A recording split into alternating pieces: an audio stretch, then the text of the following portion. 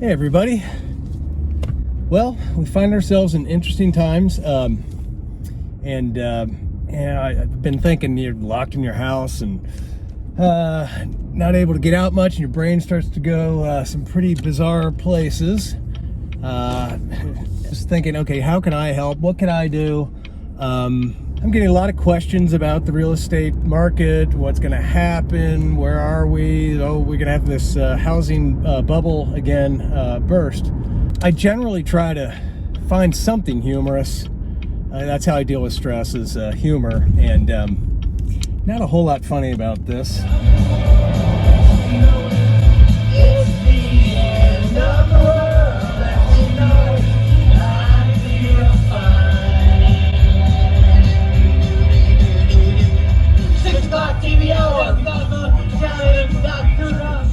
I'm getting dangerously close to giving something that might be seen as financial advice, and trust me, that is not the case. I'm not giving financial advice here. I'm not a financial advisor. It's my perspective and things that I've learned being in the industry. There's basically 5 main areas that really separate kind of where we are in the housing market today with what happened with the bubble.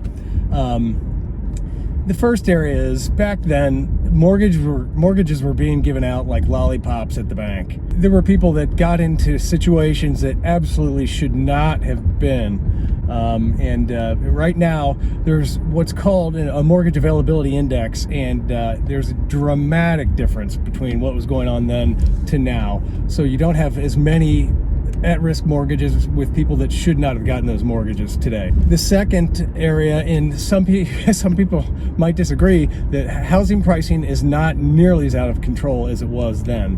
When you compare year over year housing pricing increases, back then you were seeing year over year increases of 10 to 12%. Today we're seeing, for the past 6 years, we're seeing 5 to 6% maybe.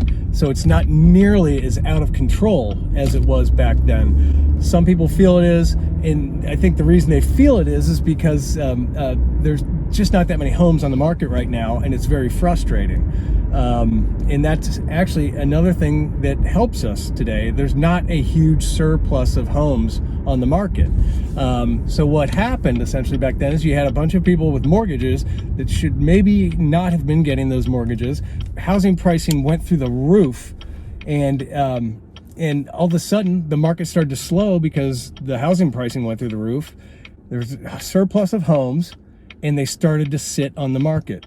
And what happened then was people, which they're not doing today, people started using their homes as a personal ATM, and they were draining all the equity out of their houses at a time when the pricing was greatly overinflated on those homes. The market slows, prices start to drop, and before you know it, they have negative equity in their homes. In contrast, today, I saw a statistic where 50% of homeowners have at least 50% equity in their homes.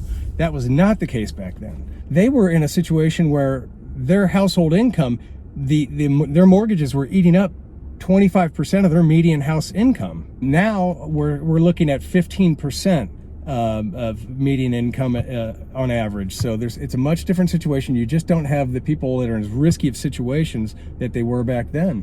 So now I'm going to go do the second part of what I set out to do here is visit a local restaurant for carryout. I'm at Buck's Tavern. Let me see if I can get this for you here. Yep, Buck's Tavern here in Mainville.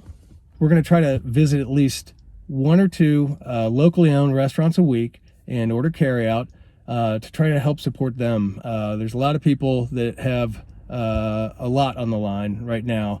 That do have a lot to worry about, and I think it's the small business people that in restaurants are on such a razor thin margin. Try to do our part and help local businesses as much as we can, and I hope you guys will too. Take care, guys. Have a good one.